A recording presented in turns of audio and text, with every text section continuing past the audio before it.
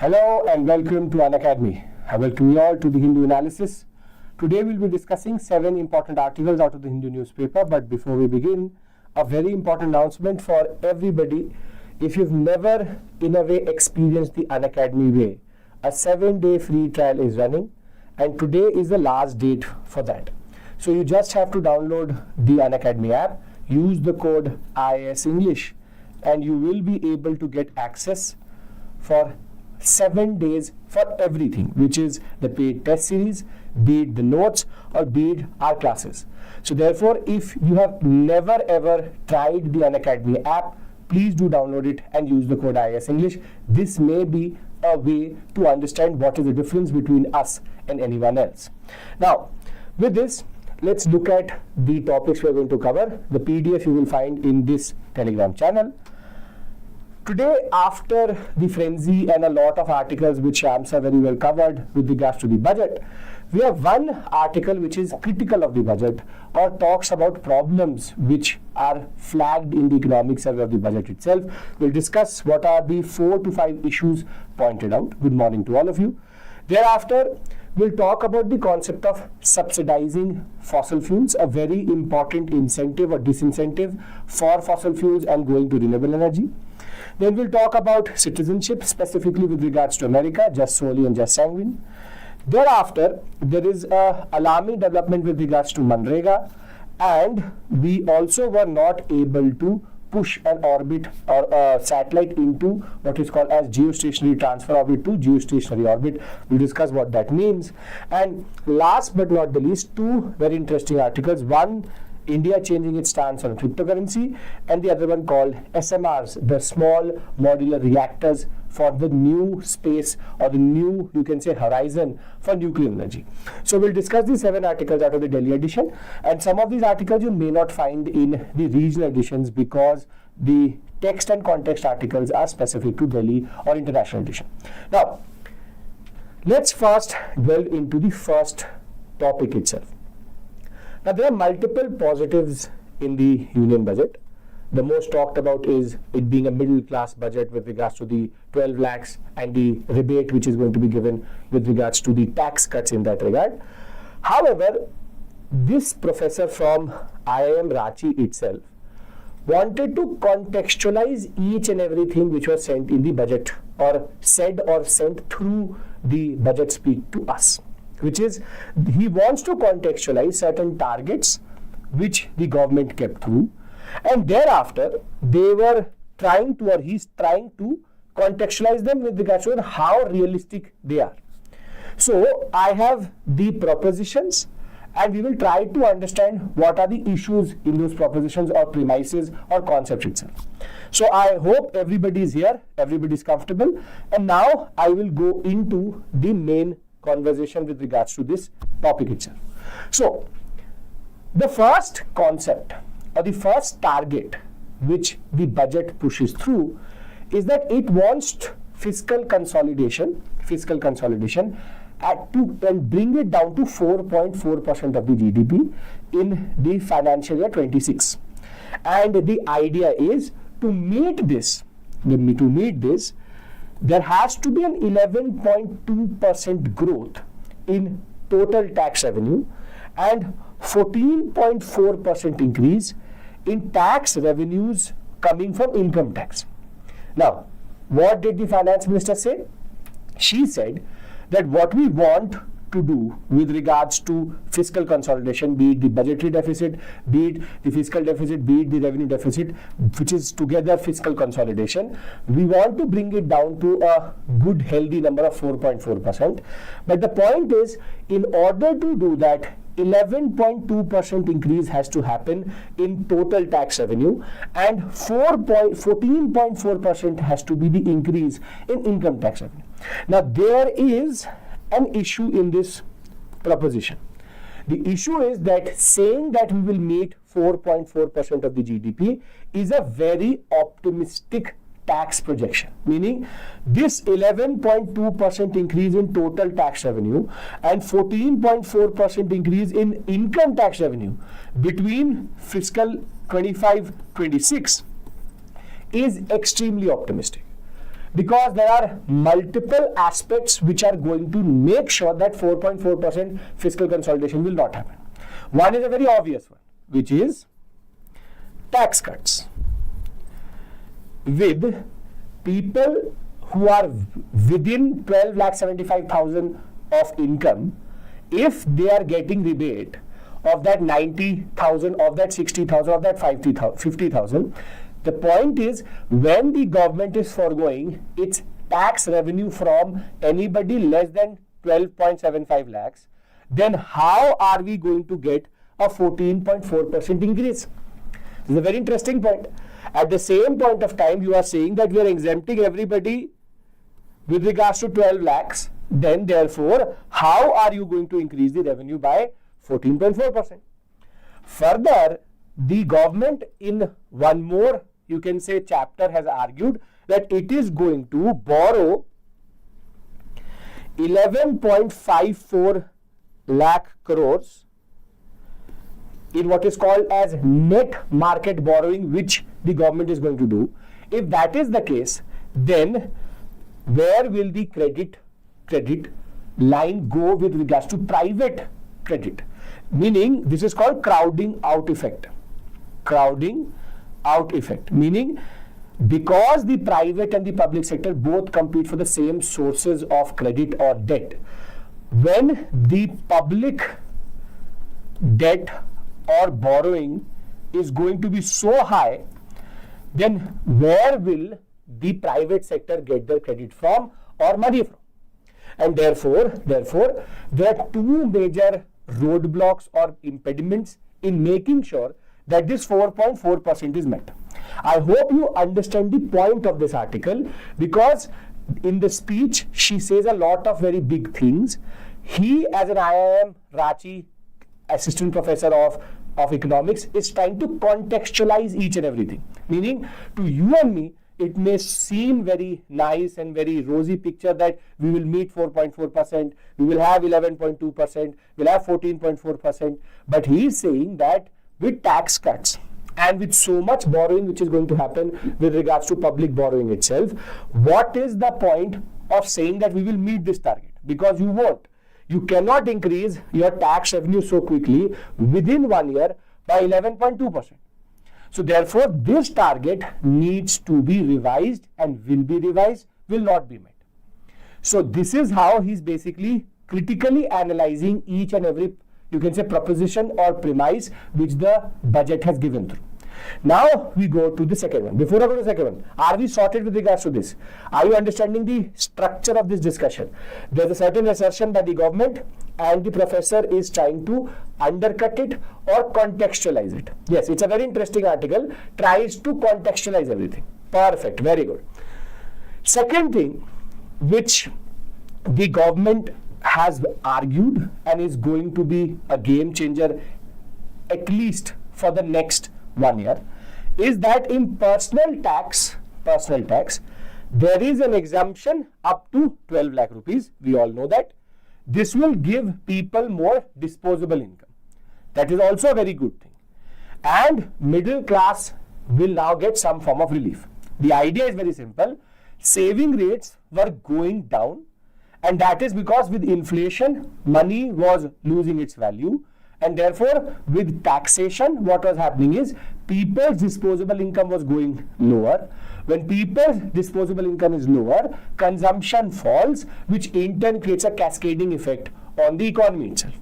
So the idea here is what the government is trying to do is they are trying to exempt taxation so that people have more money with them, which is disposable income, which in turn then translates into more form of consumption in that regard.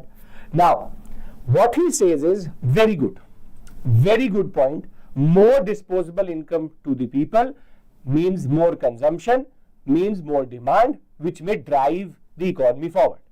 But by doing this, what is the cost of foregoing from 7 lakh to 12 lakhs? Now they have increased the limit of exemption from 7.5 lakhs to 12 lakhs. There is a 5 lakh difference. What is the cost of that? And the cost of that is coming to 1 lakh crores. Meaning From 0 to 12 lakh rupees, the government is not collecting any form of taxation. What is the cost of that? And the cost of that is 1 lakh crores. If that is the cost, what he is saying is, how will we sustain this? Meaning this may be a interim or a short-term populist or short-term solution to a much bigger issue. To a much bigger issue, this is a short-term solution, which is, he argues that long-term sustainability of 0 to 12 lakh exemption with 1 lakh crore year-on-year differentiation is going to make it very, very difficult with regards to how much public spending is happening, how much public borrowing is happening, and what is the expenditure which the government is going through. So now we finally have a certain amount which the government is foregoing with regards to this middle class, you can say, frenzy or festival which they're playing with, where they're saying that we have hurt the middle class. Yes, you have hurt the middle class. You have foregone the taxation between 7 to 12 lakhs, but the idea is 1 lakh crore deficit you have created in your own receipts. Now the question is, can this be sustained year on year, or is this actually just 1 year of just appeasing everyone? And this is the question which he raises, which is that with government spending so important, we are in a certain cycle, and we've discussed this previously also in this platform, that with private investment in negative, minus 1.4%, private sector is not spending into the economy because the private sector fears the global headwinds. Public spending is the way we are driving the economy. Now with 1 lakh crore less to the disposal of the government, it should impact public spending. And if it will impact public spending, then it will translate into some form of deficit. And I think with regards to that 4.4% fiscal consolidation, that is not going to happen for sure. So this is a very interesting point. Can the government sustain this exemption for 2 to 3 fiscals? That only time will tell. But this is a very big deficit. 1 lakh crore in the context of the budget may sound very small amount, but with regards to expenditure is a very big amount with regards to that. So I hope that the second proposition also contextualizes the long-term and the short-term benefit, or the long-term or the short-term sustainability of this concept in that regard. So now, are we sorted with the first two issues? Fiscal consolidation 4.4% seems quite unlikely. Second is, can the government in a way forgo 1 lakh crore year on year and also have the same amount of spending and also the same amount of expenditure, and at the same point of time keep the economy running, is a question mark which only can be answered year on year in that regard. Okay, perfect. Now the third aspect which is talked about is the manufacturing sector. The economic survey 24-25 says that the manufacturing sector is contributing 17% of the GDP, which is not a very big, you can say, contribution in that regard. But they have talked about multiple schemes which have helped in driving the manufacturing sector forward, which is, for example, PLI. The economic survey and the budget both argue that the production link incentive scheme in electronics has worked quite well. Just to refresh your memory, what is PLI? Production linked incentive scheme is the concept that if you produce to a certain output, you get certain form of subsidy or cashback, and out of that output, something has to be exported. So for every sector, there is a tailor-made concept with regards to PLI, but the idea is very simple. PLI incentivizes a certain output level and exports. So the idea was PLI in electronics had helped, Foxconn coming through, Samsung coming through, but there is also a mission which they're talking about, National Manufacturing Mission. Manufacturing Mission. However, what 4 issues actually plague the manufacturing sector with a larger problematic aspect, which is that the real systemic issues in the manufacturing sector are not talked about. First is regulatory issues. which is inconsistencies, too many regulations, and if too many regulations, they are not in a way complementary to one another. They are either incongruent or are confusing. Second, he argues that the infrastructure gaps which comes from, for example, port handling of containers, transportation, freight traffic, these things should have been focused upon. Rather, we are only creating an artificial system under which we are giving incentive to the companies to produce to a certain output. That is an inorganic form of growth of the economy rather than organic growth of the economy, which would be based on better regulation, better infrastructure.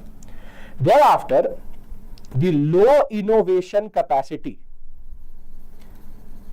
of our companies is a very big issue in itself, because in India we do not incentivize R&D, research and development. This is where private sector has no incentive to change its technology itself, and therefore low innovation capacity and no incentivization of innovation in turn is also translating into a manufacturing sector which is very lukewarm in its response to most of the things. And the fourth is very low contribution to private investment, and over and above that, this 17% is not changing fundamentally. We are hovering around that 17, 18, 16%. 20% and above would be considered still healthy for the Indian economy. We are not doing anything fundamentally to increase the share of the manufacturing sector in the GDP significantly. Rather, if you look at the index of industrial production, if you look at the core industries itself, most of these sectors which should be expanding are contracting. Agriculture is showing a lot of, you can say, positive growth. 1.4% does not go negative, but remains in that 1 to 2% bracket. But if you look at the core industries, they are contracting. So as much as you can say that we have a national manufacturing mission, we will work for better for what is called as the concept of the ease of doing business. You tell me, we will again discuss this on this platform, with regards to insolvency, with regards to IRP, with regards to any form of, you can say, bankruptcy. Proceedings are going for 716 days, vis-a-vis 180 days mandated by the insolvency code itself. But again, nothing is being done to target that. So first is 4.4% seems unlikely. Can they sustain 1 lakh crore deficit for multiple fiscals? Third is, for manufacturing sector, superficial and you can say cosmetic changes are being done, not fundamental changes are being done to the structure itself. Same way, when we talk about the concept of agriculture. In agriculture, what is again coming through is, it is a key pillar. It is showing a lot of resilience. It has mostly been positive growth in that regard.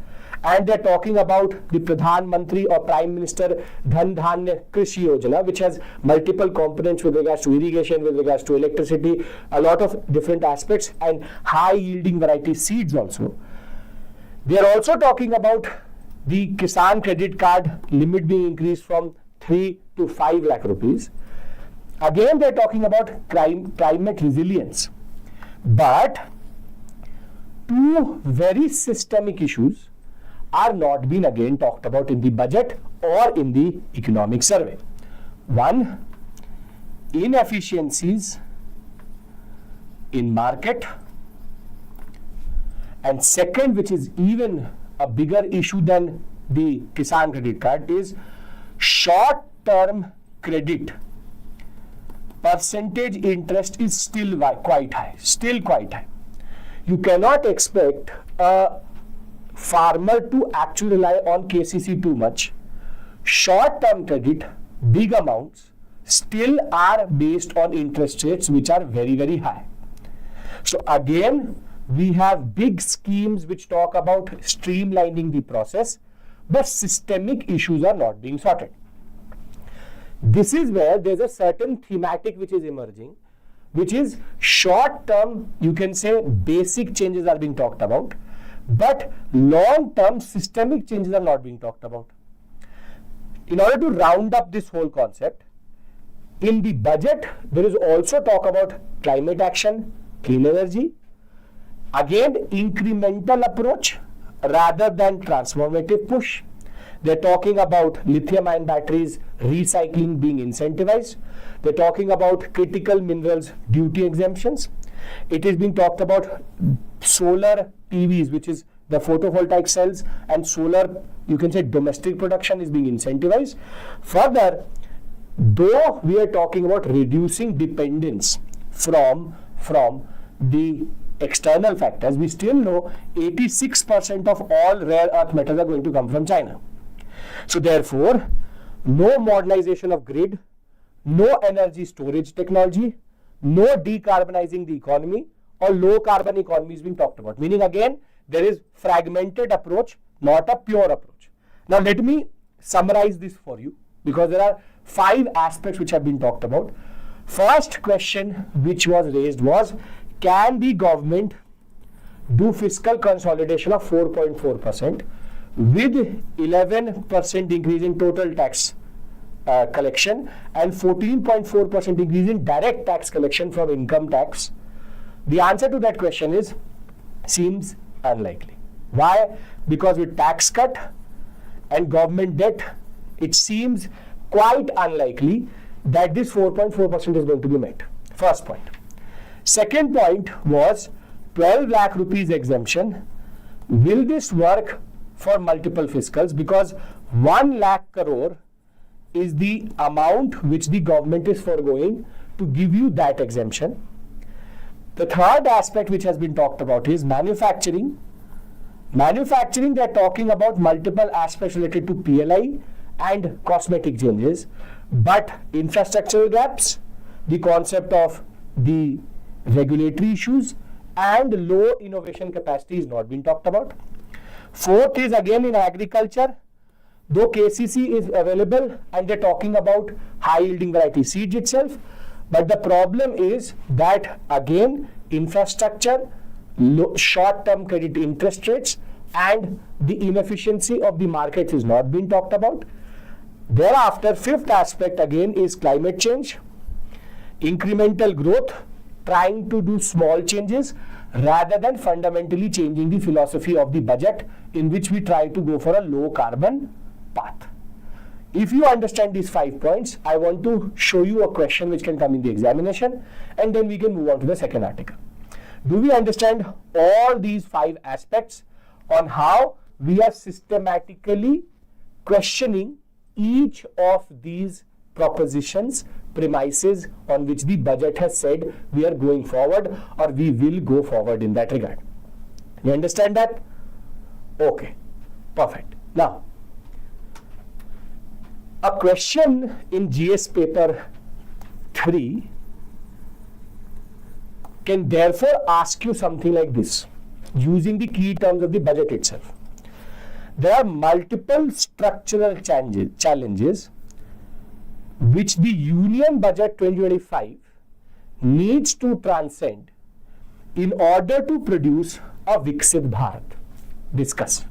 Meaning, there are multiple structural challenges as identified in 1, 2, 3, 4 and 5, which have to be transcended in order to have this concept of Viksit Bharat properly sorted. So I hope that now you have enough to also write a critical analysis question for the budget rather than creating a rosy picture every time a question comes through. So we have something to also question the budgetary propositions. Perfect. Now, moving to the second article, we all talk about a carbon neutral path. We all talk about a carbon neutral path. We all talk about a greener path to the economy, as we discussed just 5th point of the last article itself. We all say that we need a path of development which is based on renewable energy. Now, that means that you have to incentivize a renewable over non-renewable. meaning fossil fuels should be disincentivized and non-fossil fuel based energy should be incentivized. Now this data point article gives you a totally different picture. It says that if you look at the world order right now, and this is very alarming for climate change targets, if you look at the world order right now, there are more incentives and subsidies for fossil fuels than for renewable energy, which means that the path to a greener future is going to be extremely difficult. So, in order to tackle climate change, we need to remove fossil fuel subsidies in the short term or in the long term. But the question is, how much is this subsidy? Because it can be given explicitly and implicitly, meaning direct subsidy to the producer or the consumer, or it can be also given implicitly, which is the cost of a fossil fuel based future. Some people quote, some scholars quote that it is going to be $7 trillion as of today. As of today, $7 trillion is the cost of subsidy which is actually pushed to fossil fuels. Now, I'll give you an example of a very you can say straightforward explicit subsidy. For example, in certain states, petrol is for 101 rupees, in certain it is 102, in certain it is 108, 109, but in certain states it is 99. For example, Delhi 101, 98. This difference is because of state-based VAT on the petrol itself. Now this means that certain states are actually subsidizing your petrol. In order to have a populist understanding, they are subsidizing your petrol. Now in that case, if they are subsidizing your petrol, in that case, you are being incentivized to go for a petrol-based car rather than going for an EV-based car. And this is where the first point which has been talked about is explicit subsidies are a very big component, and close to $1.5 trillion was the explicit subsidy in the form of either producer extraction fees being reduced or consumer, which is either you're given cheap fuel. So if you look at the data, for the past 13 years, a very big amount of explicit subsidy either to the producer or the consumer is given, reaching up to the GDP of Russia and Australia at a certain given point of time across the world. This means, you tell me, it makes no sense for somebody or for even India to go for a path which is greener. Because when fossil fuel is subsidized at the producer level itself, then why would I go for solar power, which is much more expensive? And this comes through even more when you look at the per capita subsidy, meaning per person subsidy given by a state either in the form of producer or consumer. This is where all oil producing states such as Saudi Arabia, Turkmenistan, Libya and Algeria, they are giving subsidy per person of close to $500 to $1,000 in that regard. India is at a very dismal, very small amount. It used to be $9. It is now giving $3 as subsidy on fuel. But in countries in Europe, in North and South America, it is still $100. Which means that the government is spending out of pocket $100. In India, only $3. In Saudi Arabia, $1,000. In order to make sure that the fuel which you pump into your vehicles is subsidized. Now again, this disincentivizes in most of the solar rich countries to actually go for solar power plants. Meaning most of the Middle East, which is solar rich, gives so much subsidy on petrol or on crude oil that they have no incentive to go for a renewable path itself. India, it is a $3 is not a very big amount. But the idea is we are also spending to make petroleum cheaper. And where does that $7 trillion concept come through? The concept of $7 trillion comes out of the cost of a fossil fuel based future, which is, as of right now, out of that $1.5 trillion, 14% is given as consumer subsidy, which is you and me are given petroleum or diesel at a lower price. So therefore, there is a consumption subsidy. Out of that, 4% is also production subsidy, which is a person who is producing is also incentivized, given some form of cashback or subsidy. Thereafter, 5% is foregone VAT. This is what the states are doing in India, which is certain states give more, certain states give less, certain states are subsidizing petroleum and diesel. But what experts say is that if we take into the cost of air pollution, climate change and road use based on congestion, accidents, extreme weather climate events, and environmental and social degradation and pollution which happens because of local air pollution, this amount becomes $7 trillion. Meaning, we all are incentivizing a path which is also detrimental to us. If you live in Delhi, I don't need to tell you that it is a very big issue to stay in Delhi in the winters. That is your cost of subsidizing petrol. And because then you have to go to some other place or you are buying air purifiers, that cost of air purifier is because of the concept of air pollution. And therefore, that is a cost because of a fossil fuel based path. Therefore, how can we way forward?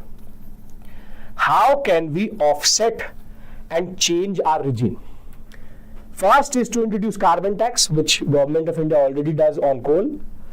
Road and what are called as congestion charges. People are talking about that for Gurugram and Delhi, that if you are entering into a congestion zone and you do not have an EV, you have to pay more taxes. Pollution tax in some form. Reduce VAT exemptions, which is not good for the consumer. And you have to cut support to the consumers and the producers. Basically, it seems to be harsh. For India, it makes no sense whatsoever.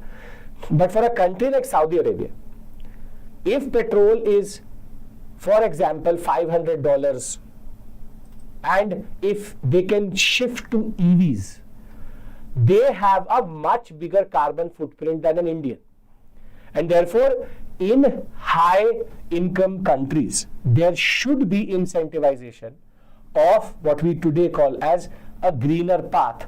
Rather than incentivizing petroleum, a developed country should make sure that they have a regime which does not in a way promote fossil fuels. Now again, if you understand the basic concept here, I would like to show you a question on how they will ask you a question. See, the first step to a greener future is to reduce the implicit and explicit subsidies in fossil fuels. Comment. This question cannot be answered until unless you do not know what is the difference between implicit and explicit subsidy.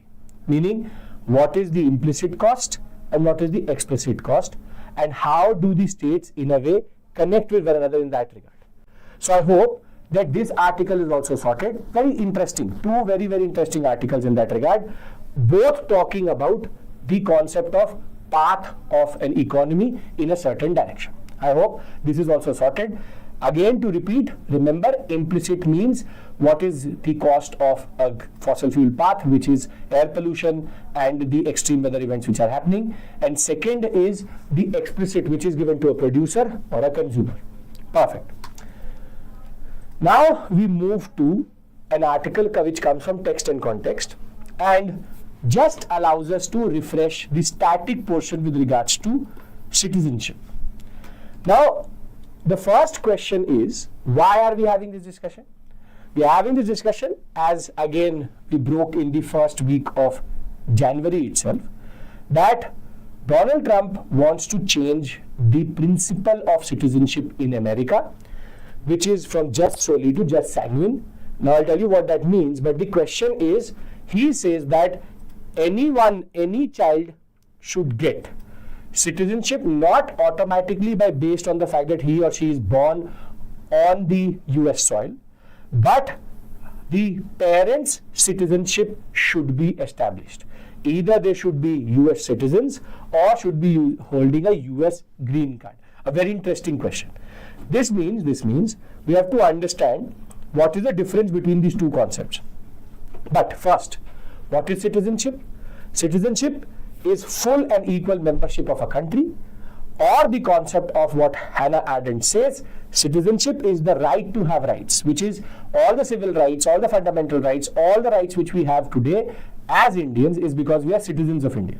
And therefore that is also based on the concept of social contract, that we as citizens come together to create the state, which in turn creates the modern nation state. Now there are two principles on which this is based on. One is called jus soli, the other is called jus sanguine. Jus soli is the concept of right to soil or right of soil, which is most of the North American, Latin American countries such as Canada, Mexico, Brazil, Argentina, US follow this principle is irrespective of the citizenship of the parent. If the child is born on the US or that country's soil, he or she, irrespective of the citizenship of the parents, gets the citizenship of the land on which they are born. Unlike where India has a fundamentally different concept, which is based on the right of blood, which is under this principle, a child's citizenship is determined by the citizenship of the parents. This is what Donald Trump wants to do. He wants to move from USA from jus soli to jus sanguinis, which is the idea that I want to determine the parent's citizenship in order to determine the citizenship of the child, which on the other hand is not true for what is happening right now in America. And therefore, North America and specifically the US is trying to change this concept. Now the question is, can this be retrospectively changed? No. It has to be based on a principle from grandfathering of this is going to be very, very difficult, very, very difficult. It has to be from a certain point forward. But as of right now, this has been blocked by the US judiciary in the state of Washington, saying that this is blatantly unconstitutional. How? Because the question of citizenship based on jus soli was further clarified by the 14th Amendment of the US Constitution in 1868, which said all persons born or naturalized in the United States and subject to jurisdiction thereafter are citizens of the United States. In the Supreme Court in 1898 itself also said that this is true, that they held the constitutionality of the 14th Amendment, saying that the US born child is a US citizen irrespective of parent citizenship. This is what Trump does not really like, which is irrespective of citizenship of the parents, a child getting US citizenship. That is why the executive order protecting the means and value of American citizenship has been blocked in multiple courts. But the question is, this shows you a certain shift which is coming in the understanding of the Americans, specifically the right-wing Americans in that regard. This is a pure move in changing the very basis of what American liberty, American freedom, the American dream is called about. So this is called an inward-looking policy and is trying to close the borders. Now this basically would make it very difficult for Indian diasporic population also. As of right now, what happens is, if there are two, for example, there's an NRI father and he takes his wife and they bear a child in the US, the child automatically becomes an American citizen. Then the mother getting or the father getting green card becomes easier because of certain criteria which are there. But the question is, now what is going to happen is, if you are not a green card holder in America, if you're an NRI, if you stay for a certain period in America itself for work, and then you have a child there, then that child will either get Indian citizenship but will be denied US citizenship because you still are an Indian. So either of the parents, if they are not properly US citizens, thereafter there will be issues. This will only create more litigation in the courts of America, but Trump does not care about that. It is about in principle change in the orientation of the American government and the Americans themselves. This is an alarming development because they are the ones, it is 1898 resolution or a 14th Amendment is very old and very sanctified concept of the US Constitution itself. This being questioned creates a certain question. Will this be followed across other countries also? But creates precedence. Trump will not stop at this. He will go further. But the point is, now the concept of dreamers, the concept of the Mexican immigrants, the idea that their children are at least getting some form of citizenship, this only creates more political, what we call as refugees, who have either no state to go back to and will also not get US citizenship. Now, how will UPSC in a way frame a question around this? Very simply, the citizenship laws in the United States are fundamentally different to that of India. It's a static question. GS paper 2 question. Simple, straightforward, just sanguinis. You have to just talk about these two concepts, how fundamentally American citizenship is based on the right of soil and Indian citizenship is based on right of blood, and therefore there's a change in the orientation of the West, specifically America. America will do it, other countries will do it further, because this is how things change in the world order.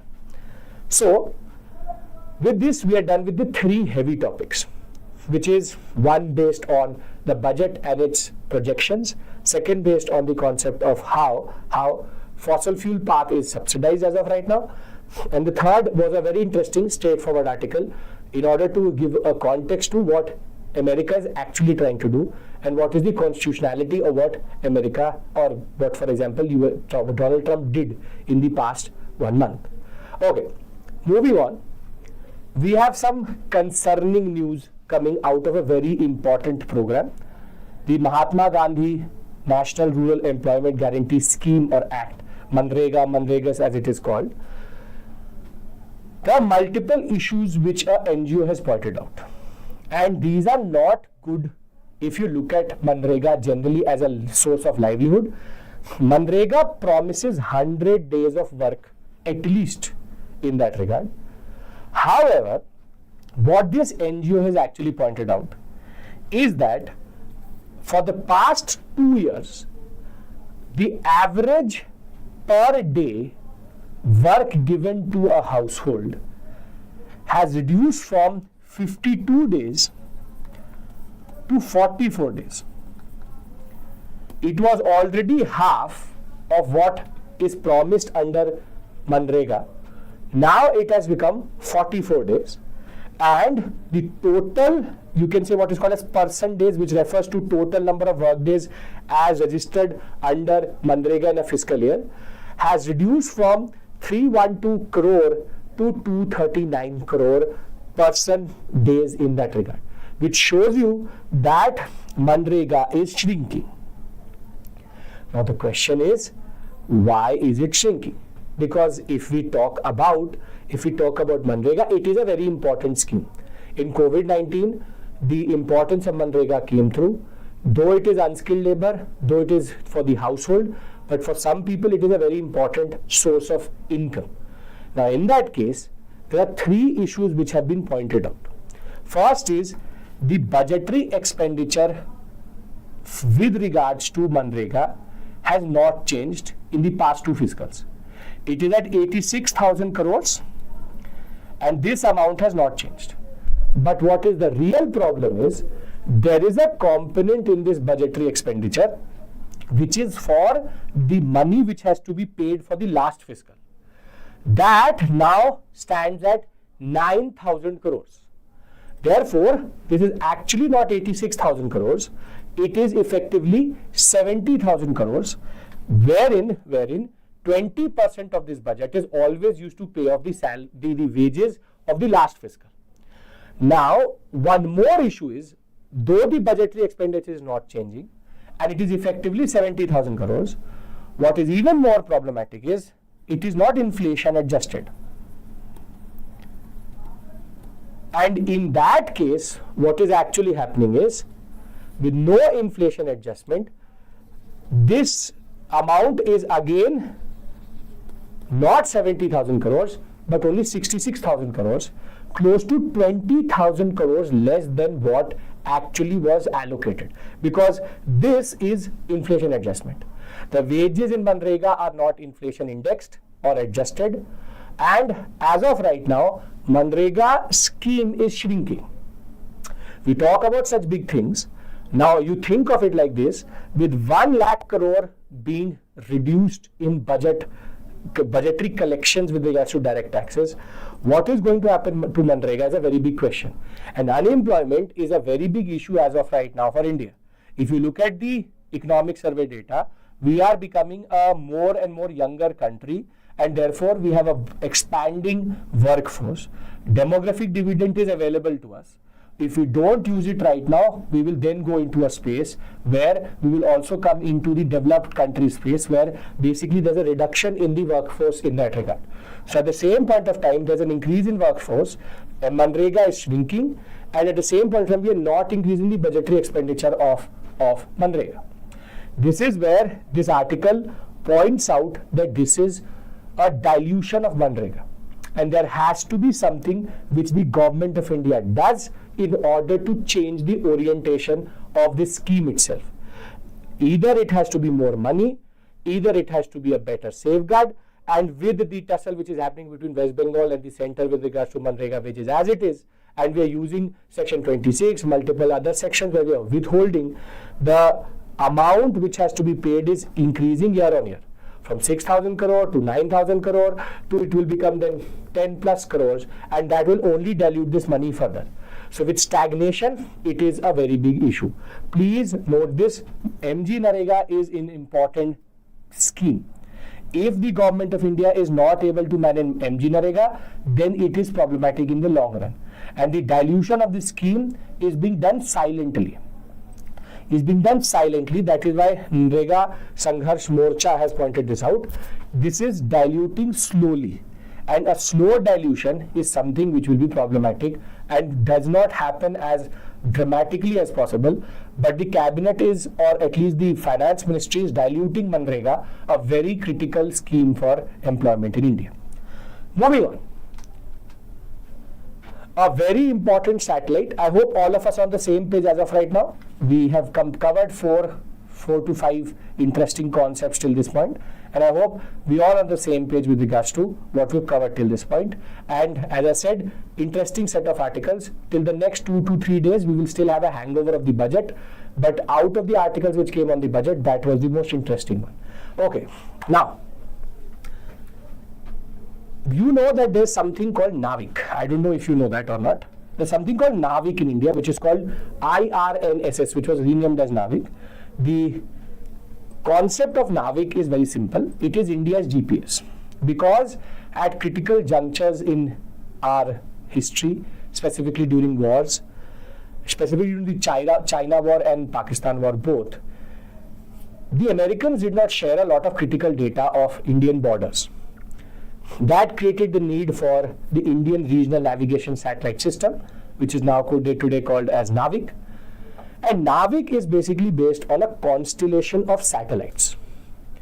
4 in geosynchronous orbit and 3 in geostationary orbit. Now, I have to qualify what I said. Geostationary means that the satellite is at 36,000 kilometers from the surface of the Earth, and basically its rotation with the axis or the rotation of that satellite with Earth is synchronized. In a way, the Earth moves 1 degree, the satellite moves 1 degree. So therefore it's called geostationary, meaning that the satellite seems to be stationary because it is moving with the Earth on its axis. Geostationary is mostly used for telecommunication satellites because you need the satellite to be available for any form of beaming of telecommunication signals. Geosynchronous is basically synchronized with the sun. So what happens is a geostationary orbit moves east to west or west to east. On the other hand, a sun synchronous or geosynchronous orbit is north to south pole, and it makes this 8 formation. Now, why is geosynchronous important? Because geosynchronous gives you a certain time at which a certain satellite will be. It is important for strategic purposes, meaning it is moving from north to south. Therefore, I know that a certain band of time, maybe between 12 a.m. or rather p.m. to 4 p.m., it will be above India. Now, 4 such satellites are there, but what it allows for India to do is also have imaging of the borders 1500 kilometers beyond international boundaries, meaning India can see 1500 kilometers into Pakistan, into Bangladesh, into the Chinese sector, into Tibet and Nepal, Bhutan. Basically, it allows for a range beyond 1500 kilometers beyond Indian borders. Now, in that case, these 7 satellites also need changing, because geosynchronous orbit is a very, you can say, the satellite deteriorates quickly because it is moving more quickly. So the geostationary has much bigger or longer life, but geosynchronous orbits takes more toll on the satellite itself. It's closer to the Earth's orbit, Earth's surface, therefore the gravitational pull is higher, therefore need for more speed in that regard. Now, what happened recently was that the ISRO is now updating these satellites, meaning they have already in May of 2023 changed one of the NAVIC satellite first generation by NVS-01, which is NAVIC Satellite System 1, was put into orbit in 2023, and they recently pushed in NVS-02, the second, you can say, satellite to replace an existing satellite.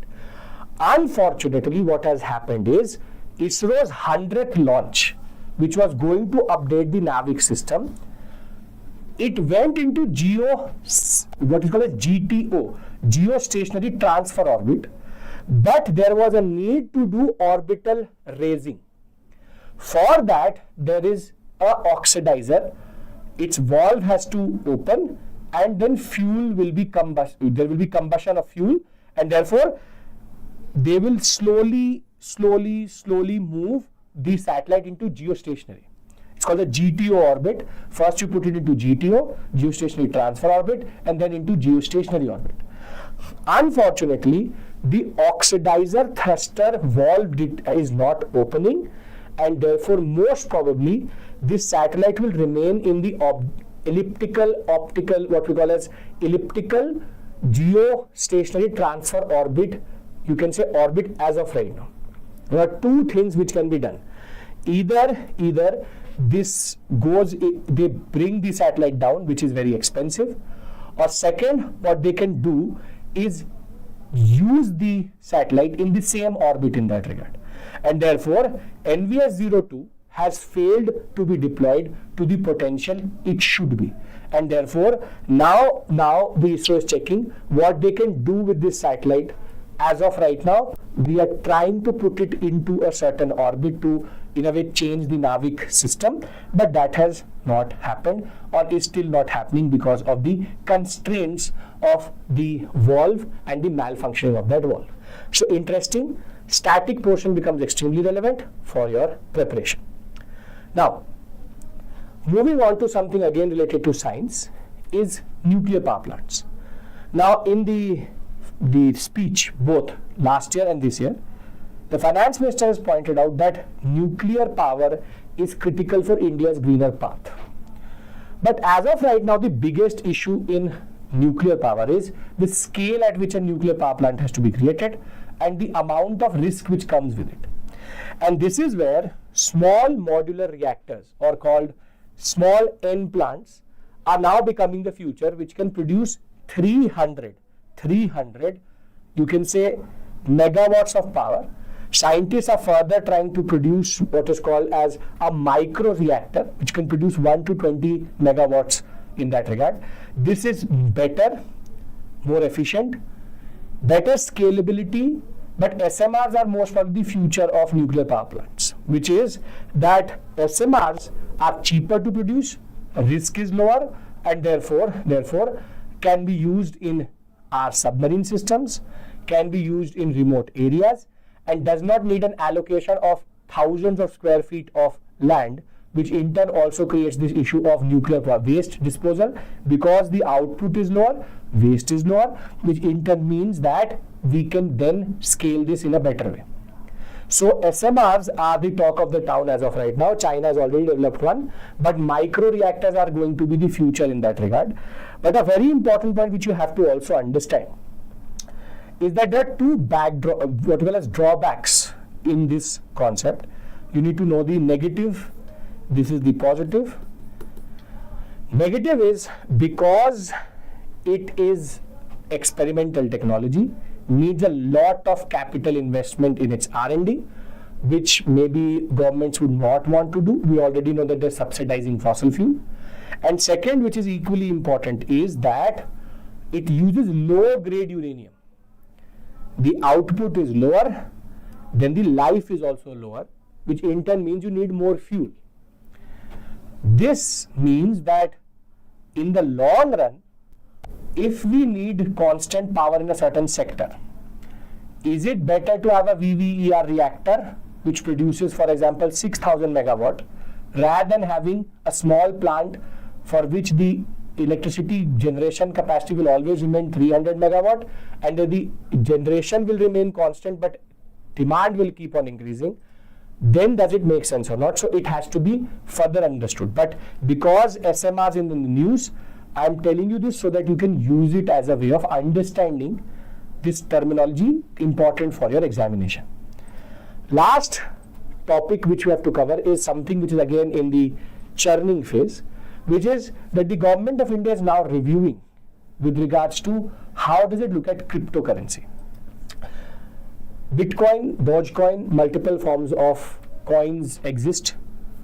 With Trump coming into power, with Elon Musk having so much power generally, Musk is not a, you can say, skeptic of cryptocurrency, but a supporter. We saw that both Melania Trump and Donald Trump released cryptocurrencies at the inauguration. Now this means that America is pivoting towards crypto. The problem with crypto is it is based on blockchain. Blockchain means that though it is decentralized, has a lot of security, nobody can change the ledger. But the problem is it is based on anonymous transactions. Not good for a country like India, where terrorist funding or terror funding is a very big issue. And therefore, in that context, India needs to now take a call with the Americans, with the West going crypto assets, how the RBI looks at it, and how India has to look at it, has to change in that regard. And this is where the government of India is considering to change its approach. Now let's see where this actually reaches in the larger concept of understanding and how does it materialize. But this was a small article which told you that India is, or telling you rather, that India is changing its stance because of global changes. And this is good. We have to create a certain structure in which crypto should be brought in. As of right now, there's a blanket ban. Now, on this note, we've covered the 7 articles which were relevant for you in the newspaper. We've understood the budget and its projections, how there are certain constraints for that. We understood the concept of how fossil fuels are subsidized. We also understood how the citizenship concept in America is now being pushed for change. MGNREGS is being diluted. There is called SMRs. ISRO was not able to push in satellite into a certain orbit. And last but not the least, there is also in a way a new wave of what is called as support for cryptocurrency. So on this note, I will end this session. I will see you tomorrow with the same set of issues. Thank you, take care, and bye-bye.